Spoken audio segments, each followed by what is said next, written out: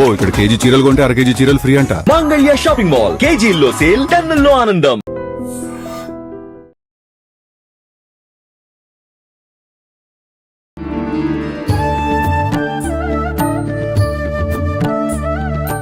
నమస్తే అమ్మా. నమస్తే అమ్మా. ప్రస్తుత రోజుల్లో చూసుకుంటే గనక ప్రతి ఒక్కరూ కూడా కాలంతో పాటు పరుగులెత్తట్లేదు, డబ్బు వెనకాల పరుగులెడుతున్నారు.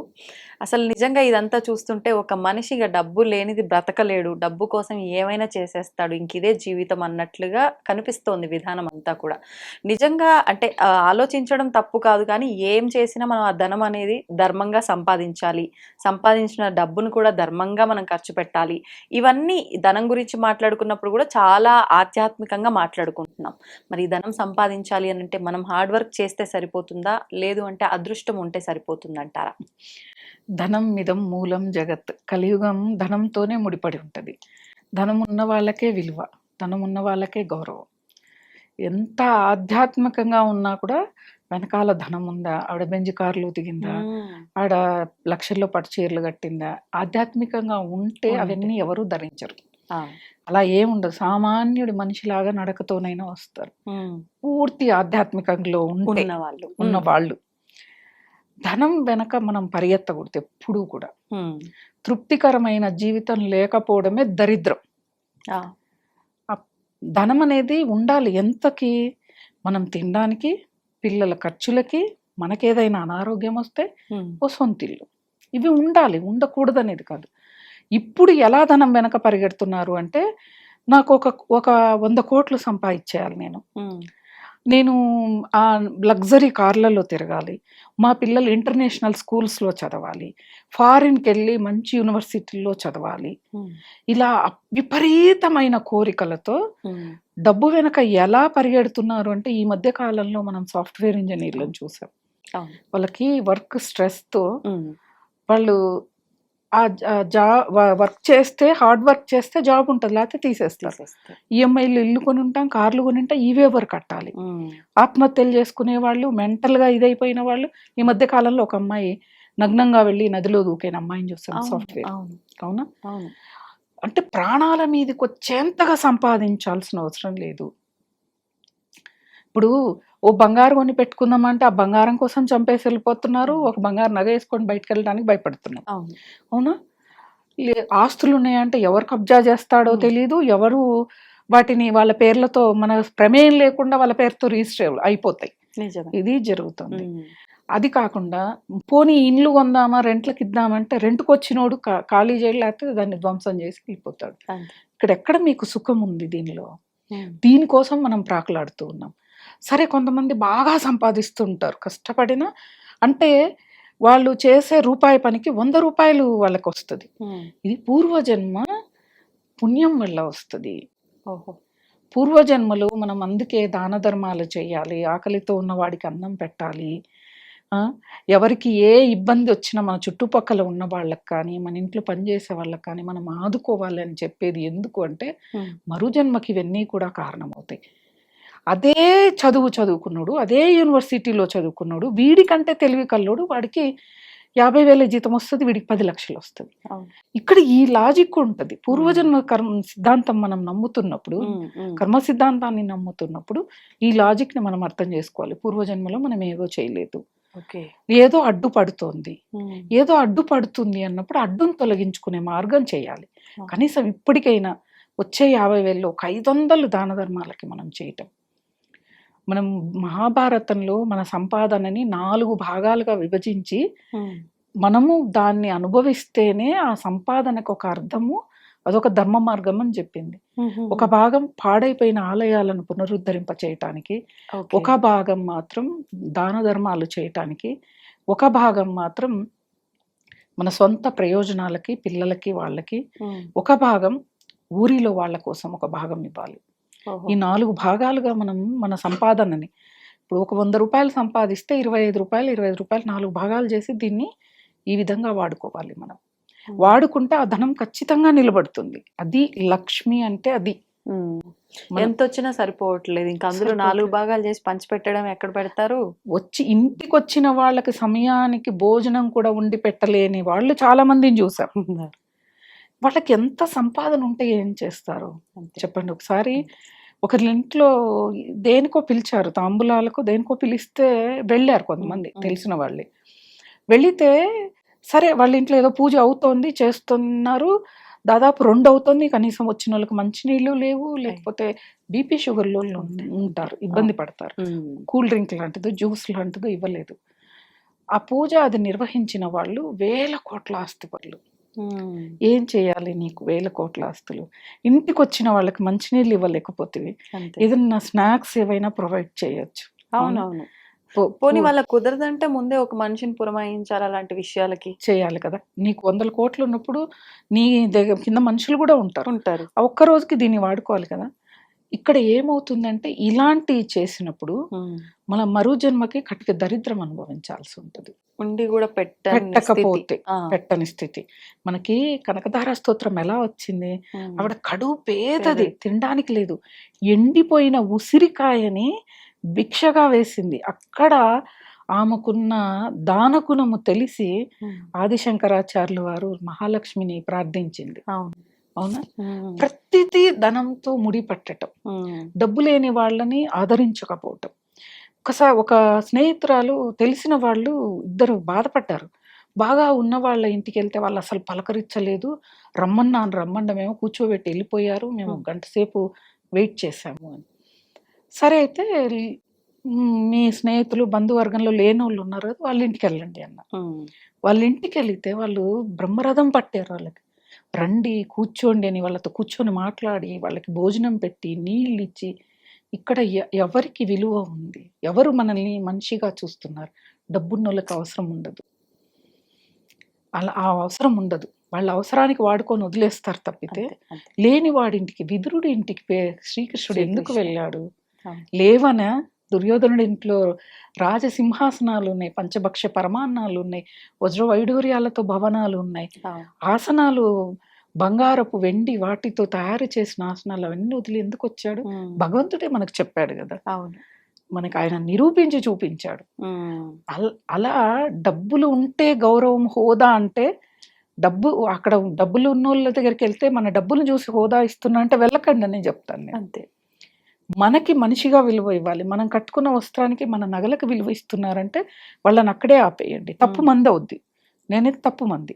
కాబట్టి డబ్బు వెనక పరిగెత్తొద్దు, కావాల్సినంత సంపాదించండి. మనం బతికి ఉంటే డబ్బుని ఊపిరి ఉంటే ఉప్పైన అమ్ముకొని బతకొచ్చు అంటది. అంతే. అవునా? నువ్వు పరిగెత్తి నువ్వు 18 గంటలు 20 గంటలు జాబ్ చేసి నిద్ర లేక అనారోగ్యం. ఒక సాఫ్ట్వేర్ ఇంజనీర్ ఒక వీడియో అప్లోడ్ చేసింది యుఎస్ నుంచి. నా ఎంత హార్డ్ వర్క్ ఉంది అంటే అంత హార్డ్ వర్క్, పాపకి బాగాలేదు హాస్పిటల్కి వెళ్ళి వస్తాను అని చెప్పి 3 రోజులు అమ్మాయిని చూసుకోవాలని లీవ్ తీసుకుంటే జాబ్ తీసేశారు అని. ఎందుకు అంత పరిగెత్తు ఉన్నారు? డబ్బు కొంతమందికి ఉంటది బానే, కానీ ఆడవాళ్ళు కూడా జాబ్ చేస్తారు. అది తప్పు. ఇంట్లో ఆర్థికంగా బాగాలేకపోతే మహిళలు వెళ్ళి జాబ్ చేయటం బానే ఉంటది. వీళ్ళు కూడా కష్టపడిపోయి ఇంటికి వచ్చి అసలు ఇంటి పనిని వదిలేసి అక్కడ గొడవలు అవుతున్నాయి భార్యాభర్తలకి. నువ్వు చేయి, నేను జాబ్ చేస్తున్నా, నీ అంతా నేను సంపాదిస్తున్నా అనే గొడవలు తయారవుతున్నాయి. ప్రతి ఏ గొడవ వచ్చినా డబ్బుతోనే వస్తుంది. చూడండి, డబ్బు దగ్గరే వస్తుంది. ఓ బంధం నిలబడాలి అన్నా, బంధం విడిపోవాలన్నా డబ్బే. ఓ బంధుత్వమే కాదు, స్నేహమే కాదు, ఏ బంధమైనా ఇప్పుడు డబ్బుతోనే ముడిపడింది. కాబట్టి ప్రతి ఒక్కళ్ళు కూడా ఉన్న వాళ్ళకే విలువలు కదా అని చెప్పి డబ్బు వెనుక పరిగెడుతూ ఉన్నారు. మరి సరే, భారతదేశం సనాతన సాంప్రదాయం, ఏదో పూజ చేశారో పుణ్యమో. మరి విదేశాల్లో ఉన్న కోటీశ్వర్లు, బిలీనియర్లు, ప్రపంచ కోటీశ్వర్లు ఉన్నారు, వాళ్ళంతా ఏం చేశారు? అది పూర్వజన్మ యొక్క పుణ్యం. అంతే. పూర్వజన్మలో ఆయన చేసిన ఉండొచ్చు. ఇప్పుడు సరే, పూర్వజన్మలో నేను చేసింది ఉంది అని చెప్పి నేనేం పని చేయకుండా కూర్చుంటే నేను కోటీశ్వరాలను అవుతానా అనే వాళ్ళు. అది నీకెలా తెలుస్తుంది? పూర్వజన్మ పుణ్యం ఉందనేది నీకు తెలియదు. పూర్వజన్మ పుణ్యం ఉందంటే నువ్వు పుట్టడమే ఉన్నవాళ్ళ ఇళ్ళలో పుడతావు. నువ్వు బాగా సంపన్న కుటుంబంలోనే పుడతావు కదా ఆ పుణ్యం వల్ల. మళ్ళా ఆ జన్మలో కూడా నువ్వు దాన ధర్మాలు చేస్తూ 10 మందిని ఆదుకుంటూ డబ్బుకి విలువనివ్వాలి కొంతవరకు. మనిషి ముఖ్యం కదా. పక్కన మనిషి ముఖ్యం. ఆ మనిషికి ఎప్పుడైతే విలువ ఇస్తామో డబ్బు మన వెనక పరిగెడుతుంది. దాని వెనక మనం పరిగెత్తకూడదు. అన్నిటికీ విలువలనిస్తే డబ్బు మన వెనకే వస్తుంది. ఓకే. మనం ఏం చేస్తున్నామంటే డబ్బు డబ్బు డబ్బు డబ్బు డబ్బు, నిద్రపోతే డబ్బు, లేస్తే డబ్బు, నడిస్తే డబ్బులు, కూర్చుంటే డబ్బులు, ఓ పూజ చేస్తే డబ్బు, హోమం చేస్తే డబ్బు, విద్య నేర్పిస్తే డబ్బు, ప్రతిదీ డబ్బుతో కూడుకొని ఏ క్షణం మనం చనిపోతామో తెలియదు. జీవితం మొత్తం డబ్బు కోసమే పరిగెత్తాం. భగవంతుని అనుకోకపోతే పుణ్యం ఎక్కడ సంపాదించుకున్నాం మనం? తృప్తి ఉండాలి మనిషికి, తృప్తి ఉండాలి. ఒకళ్ళకి జరుగుతుంది, ఒకళ్ళు ఎందుకు ఇప్పుడు ఒక ముగ్గురు నలుగురు అక్కజెల్లెళ్ళు ఉన్నారంటే వాళ్ళల్లో ఒక్కళ్ళే బాగుంటారు. అవును. మిగతా ముగ్గురు ఒక ఇద్దరు బాగానే ఉంటారు, ఒకళ్ళైతే మరీ దరిద్రం అనుభవిస్తారు.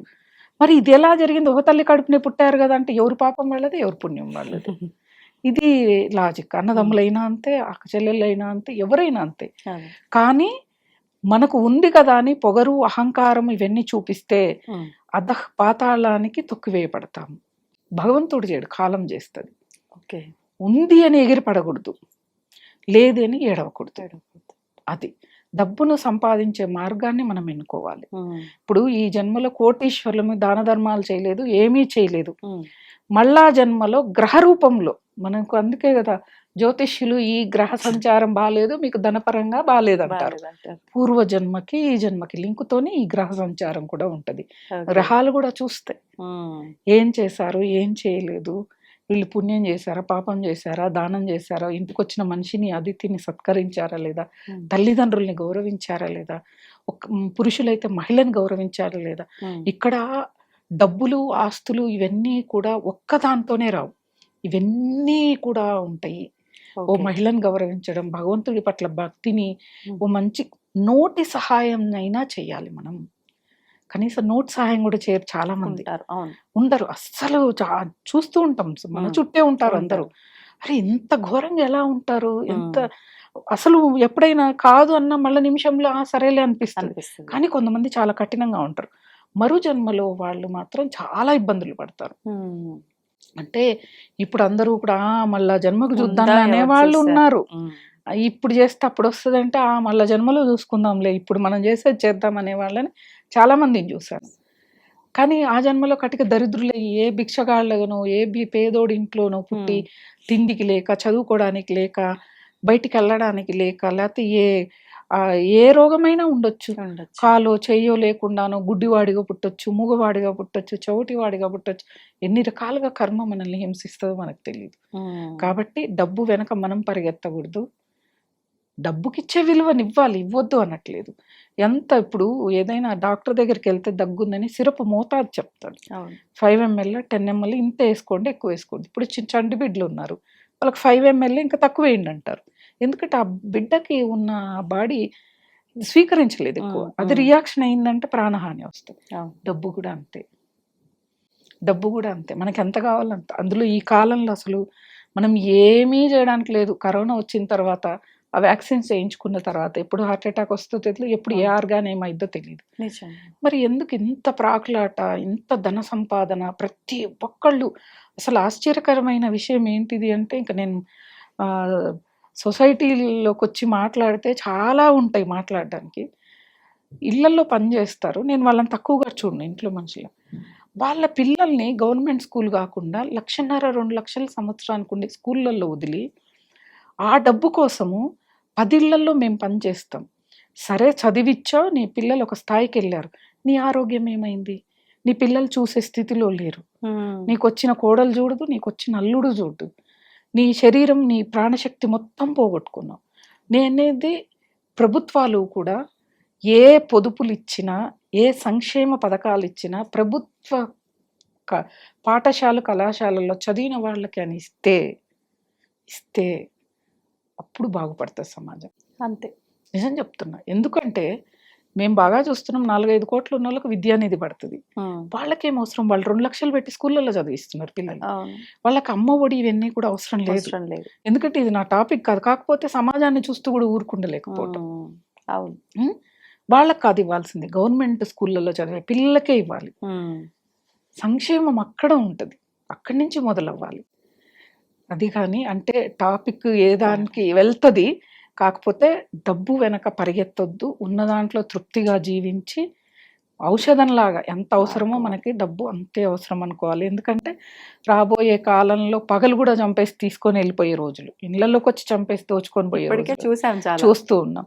కాబట్టి దానికోసం అంత తపత్రయపడి మన ప్రాణాలనే పోగొట్టుకుని, ఇప్పుడు పూరి గుడిసెలోకి వెళ్ళి ఎవడు చంపడు, ఎందుకు వాడి దగ్గర ఏం ఉండదు కాబట్టి.